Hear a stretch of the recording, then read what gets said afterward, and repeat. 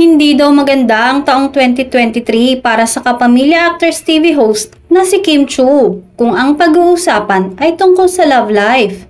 Hindi raw masyadong umayon ang nakaraang Year of the Water Rabbit kay Kim, lalo na sa larangan ng pakikipagrelasyon. Kaya nauwi rin sa hiwalayan ang mahigit isang dekadang relasyon nila Sian at Kim. Ayon sa Feng Shui consultant at traditional Chinese medicine practitioner na si Jin Yu Chua, nangyari yan hiwalayang Kim Si last year 2023.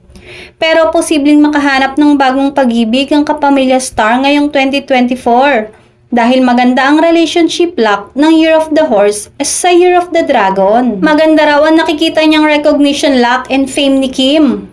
Kaya mostly, ang relationship niya is magiging maganda with the bosses. Yung mga kung sinong tumutulong sa kanya in her career. Magiging bongga rin daw ang career ng Chinita Princess.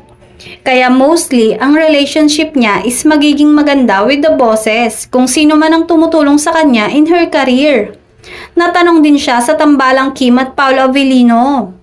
In terms of their love team, hindi natin siya binibigyan ng pressure on these two persons regarding sa personal life nila. Parang more on the showbiz way lang and it will click.